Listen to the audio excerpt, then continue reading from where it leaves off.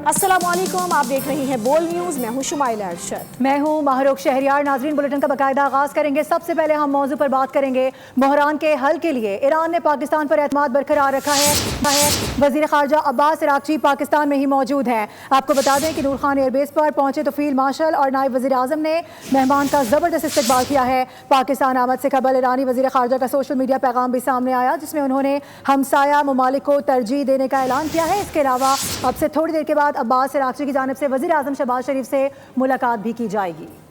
Iran में देर पा अमन के लिए पाकिस्तान उम्मीद की किरण बन गया। वज़ीर ख़ारजा अब्बास अराग़ची के इस्लामाबाद आमद हुई। नायब वज़ीर आज़म इसहाक़ डार और फील्ड मार्शल आसिम मुनीर ने ईरानी वज़ीर ख़ारजा को खुशामदीद कहा। अब्बास अराग़ची ने फील्ड मार्शल और वज़ीर दाखिला मोहसिन नक़वी से अहम मुलाकात की, जिसमें खत्ते की सिक्योरिटी सूरत हाल और पायदार अमन के लिए मुश्तरका सिफारती कोशिशों के फ़रोग़ पर जोर दिया गया। दौरे से कबल ईरानी वज़ीर ख़ारजा ने सोशल मीडिया पर बयान जारी किया, जिसमें कहा गया कि ये दौरा एक वसी सिफारती मुहिम का हिस्सा है, जिसमें इस्लामाबाद के बाद वो मस्कत और मास्को भी जाएंगे। उन्होंने कहा, हमारे दौरों का मकसद शराकतदारों के साथ इलाकाई पेशरफ्त और मुशावरत करना है और हमारी खारजा पॉलिसी में हमसार ममालिक हमेशा अव्वलीन तरजीह रहेंगे। अब्बास अराग़ची का ये दौरा एक ऐसे नाजुक मोड़ पर हो रहा है जब खित्ता मुख्तलिफ दिफाई और सिफारती चैलेंजेस की सद में है।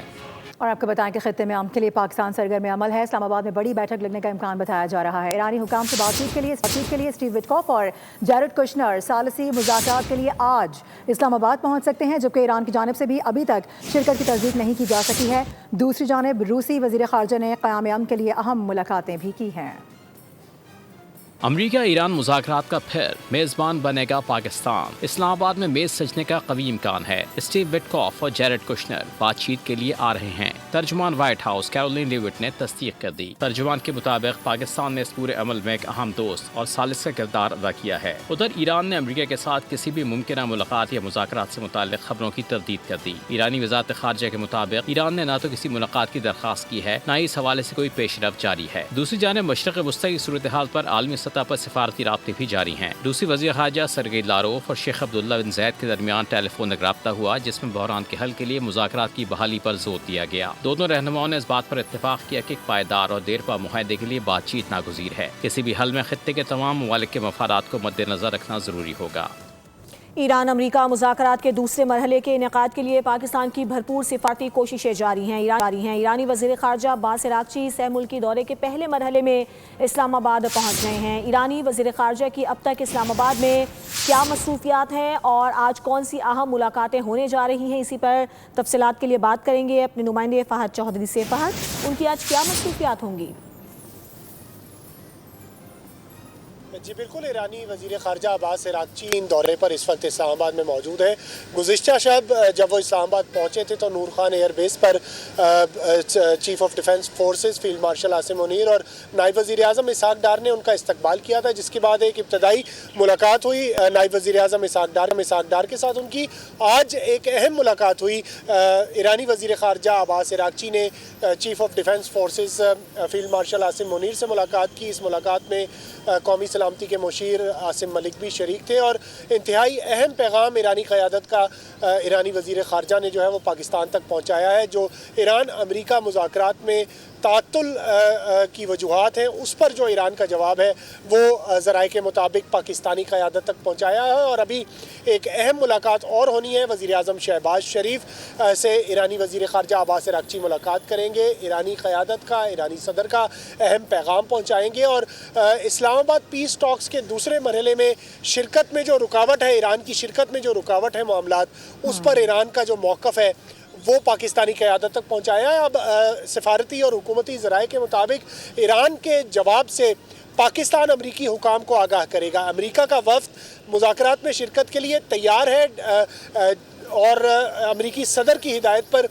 जो वफ़द है वो किसी भी वक्त इस्लामाबाद के लिए रवाना हो सकता है, लेकिन करता है कि ईरान का जवाब क्या होगा। अब इस मुलाकात के बाद मुमकिन तौर पर ये जो जवाब है ये सामने आएगा कि ईरान کیا چاہتا ہے. اور بنیادی طور پر تو ایران نے یہ کہا تھا کہ جب تک آبنائے ہرمز کی ناکہ بندی امریکہ ختم نہیں کر دیتا ہم مذاکرات کے دوسرے دور میں شرکت نہیں کریں گے. لیکن پاکستان نے اس دن سے اب تک سر توڑ کوششیں اپنی جاری رکھے ہوئے ہیں. پاکستان چاہے وزیر اعظم ہو, چاہے فیلڈ مارشل ہو, نائب وزیر اعظم ہو, کہ کسی بھی طرح ایران اور امریکہ کو دوبارہ میز پر بٹھایا جائے مذاکرات کی. اور اب یہ کروشل مرحلہ ہے ان پیس ٹاکس میں, اور دیکھا یہ جائے سفارتی کوششیں جاری ہیں کہ دونوں فریقین کو اس سیکنڈ راؤنڈ میں ٹیبل پر بٹھایا جائے, اس کو کوئی حل نکالا جائے. بہت شکریہ آپ کا فہد.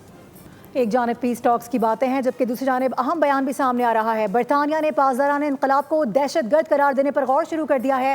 وزیر اعظم سر کیئر اسٹارمر کا کہنا ہے کہ اس سلسلے میں جلد ہی قانون سازی کر لی جائے گی. فائنینشیل ٹائمز یہ رپورٹ کر رہا ہے کہ اس اقدام کے لیے برطانوی حکومت پر یہودی گروہوں اور ایران حکومت مخالفین کی جانب سے دباؤ بھی ڈالا جا رہا ہے, جبکہ مئی میں شاہ چارلز کی تقریر کے متن میں بھی یہ معاملہ شامل کیے جانے کا امکان ہے. ایران پر امریکی اور اسرائیلی جارحیت کی رضا پہلوی نے ناقابل قبول قرار دے دیا ہے. ان کا کہنا تھا کہ بمباری سے شہری اموات ایک ضمنی نقصان ہے. رضا پہلوی نے کہا کہ زیادہ تر اموات کی وجہ حکومتی عناصر ہیں. صحافی نے سوال کیا کہ کیا آپ ایران پر امریکی اور اسرائیلی حملہ جائز سمجھتے ہیں, تو معزول بادشاہ کے فرزند نے جواب دینے سے گریز کیا. ان کا کہنا تھا کہ انہیں ایرانی حکومت کے اعداد و شمار پر اعتبار نہیں. اور خبر یہ بھی ہے کہ امریکہ نے ایران کے ساتھ تجارتی جنگ کو تیز کر دیا ہے. چینی کمپنیز پر بھی پابندیوں کا جال ڈال دیا گیا ہے. ایران کی کرپٹو کرنسی پر قدغن لگائی ہے, جبکہ چین کی شپنگ کمپنیز کو بھی پابند کر دیا گیا. ایران پر امریکہ نے تجارتی شکنجہ کس دیا, چین کو بھی لپیٹ میں لے لیا. چین کے بڑی آئل ریفائنری اور 40 شپنگ کمپنیوں پر پابندیاں عائد کر دیں. ایران کے کرپٹو اکاؤنٹس منجمد کر دیے. امریکی محکمہ خارجہ کے مطابق چین کی ایک بڑی آئل ریفائنری سمیت 40 شپنگ کمپنیوں اور آئل ٹینکرز پر پابندی لگا دی ہے. غیر ملکی میڈیا کے مطابق یہ اقدام ایران کی آمدنی کے سب سے بڑے ذریعے تیل کو عالمی منڈی سے باہر کرنے کی وسیع مہم کا حصہ ہے. ایران پر مالی دباؤ بڑھانے کے لیے اس کے 34 کروڑ 40 لاکھ ڈالرز کے کرپٹو کرنسی اکاؤنٹس منجمد کر دیے گئے ہیں. امریکی وزیر خارجہ اسکاٹ بیسٹ نے کہا, ہم ایران کے مالی وسائل کے گرد گھیرا تنگ کر رہے ہیں اور ان کے خفیہ مالیاتی راستوں کو سراغ لگانے کا عمل جاری رکھیں گے. ایرانی پارلیمنٹ کے اسپیکر باقر غالیباف نے ان پابندیوں کے جواب میں امریکی مالیاتی نظام کی کمزوریوں کو نشانہ بنایا. غالیباف کا کہنا ہے ڈالر سویپ اور دیگر مالیاتی اقدامات دراصل امریکی اثاثوں کے بے ہنگم فروخت کو روکنے کی ایک ناکام کوشش ہے. امن پر آمادگی کے باوجود امریکہ نے مشرق وسطی میں عسکری سرگرمیاں تیز کر دی ہیں. روسی میڈیا کے مطابق امریکی فضائیہ کے درجنوں طیارے مشرق وسطی میں مسلسل سامان پہنچا رہے ہیں, اور یہ طیارے بغیر کسی تعطل کے مشرق وسطی کے ممالک آ رہے ہیں. جن ممالک کی فضائی حدود میں ان طیاروں کو آتا دکھایا گیا ہے ان میں ایران کے ساحلی علاقوں کے قریب ممالک شامل ہیں.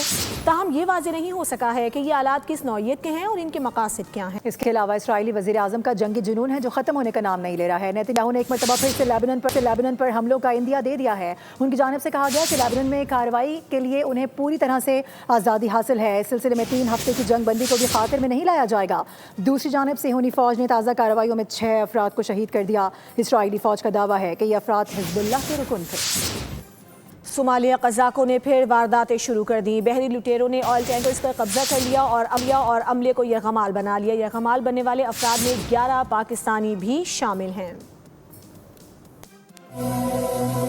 مجھے میرے بابا چاہیے کسی بھی حالت میں, کہ مجھے میرے بابا چاہیے. اور ان کی کیا غلطی تھی جو ان کو کرا ان لوگوں نے. 2 ارب روپے دو, مغوی لے جاؤ. قزاقوں نے مطالبہ کر دیا. صومالیہ کے قریب جہاز نہیں کئی گھروں کی امیدیں قید ہو گئیں. بے بس اہل خانہ پیاروں کی واپسی کے منتظر. کہ مجھے میرے بابا چاہیے اور ان کی کیا غلطی تھی جو ان کو کرا ان لوگوں نے, اور میرے بابا مجھے صحیح سلامت چاہیے یہاں پر. صومالیہ کے قریب بحری قزاقوں نے آئل ٹینکر پر حملہ کر کے اسے ہائی جیک کر لیا.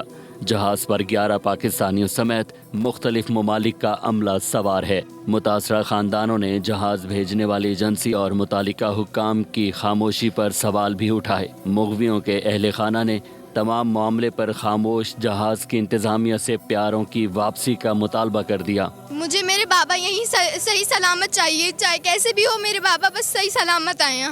جبکہ حکومت سے بھی فوری طور پر اقدامات کی التجا کی.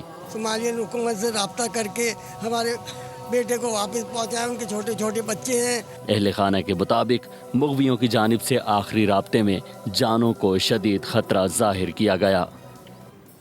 آگے بڑھتے ہوئے آپ کو بتائیں کہ صدر آصف علی زرداری کی جانب سے آج سے 1 مئی تک چین کا اہم سرکاری دورہ کیا جائے گا۔ چینی حکومت کی دعوت پر صوبہ ہنان اور ہینان کا دورہ ہوگا۔ صدر مملکت کی چینی قیادت سے اہم ملاقاتیں شیڈول ہیں۔ اس کے علاوہ بتایا جا رہا ہے کہ 2 طرفہ تعلقات، اقتصادی تعاون اور سی پیک پر بات چیت ہوگی۔ سبسکرائب کریں اور بیل دبائیں تاکہ کوئی خبر رہ نہ جائے۔